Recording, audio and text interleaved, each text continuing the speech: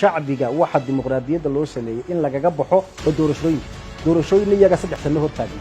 gudiday waxa way diideen 2 sano ay markii dambana khubara waxa way commission waa qoonsadeen oo soo saareen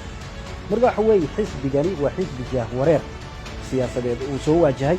waxana mana haystaan istaaqiye siyaasiya oo ay dalkan ku hogaamiyaan ama ay ku caaridaan oo shacbiga reer Soomaaliland u sheegay meesha inuu biir doorsoon jiro oo madaxtinimada mas'uuliyadda laga leexinayo waxa jirilu ah doodayna kamiska taala hada igu dhig madaxweyne biixo magacaaba ku riyoodaad ugu tiri hal lay dareeriyo qaranka loo dhisay si aqoonta dhalinyarada ay u kobacdo waa dhagaxdii looga baahnaa sheeg 3 sano joogtay anaga aan riwaayada ka shaqeynaysa mudane cabdinaasir afayeenka xisbiga kulmiyaad niyad aaminsantay musuqmaasuqu inuu Soomaaliland ka suulay oo aanu musuqmaasuq jirin war xukuumadan waa xukuumadda afmisharada aad ka midka tahay suulisay 3 sano u dhamaaday oo sanka laga iska daa Soomaaliland inay MCH ka dhisaan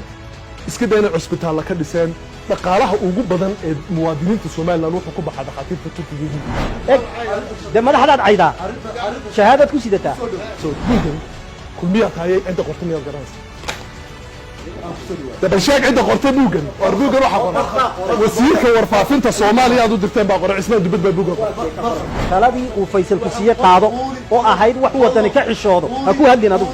hadda ay cid ku helaysaa afayeenka kulmiyaad ayda Maxamuud Xaashim buuga kulmiyaad sidato war buuga kulmiyaad sidato ee jeceshay miisaaniyadana soo qaado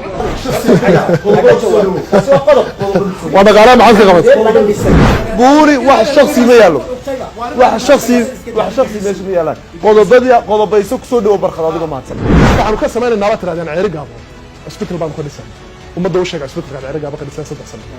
xamaalaydan ka dhisay waxa tiraadeen boorman hospital weyn oo isku filnaansha ka dhisay maxaad ka dhistay waxaad ku jirta meesha la yiraahdo burco maxaad ka dhisteen waa kuwii siyaad bariye ingiriisku ka tageen bal inaad rijiyeysan waxa ku sheegaya war Ismaan Dibad xaga bax war buugani waa kan ku guuleystay dalka ku hantiyay adiguna waa kaad ku dhacday dhammaada todoba baxay maxaad guuleysan dood waxay tahay maxaa la qabtay 3 sanadood maxaa sadhiman maxaa la gabay maxaa la qaban doona maxaa hadda inamada dhibooyada la geliyay ee la soo saaray ee magaalada la yiri hay'ad kastaba iyadoo 7 qof xafiiska ay joogeen la yiriidu kuna ku darsada war waa gobolkaad codka ugu badan ku guuleysatay war waa gobolkaad codka ugu badan ku guuleysatay inaad buundo u quuri weydo qofka mas'uuliyadda ay ku fashilmeen bal dadka kama jaarka organization ma ka soo bixi ka kama siyaasadda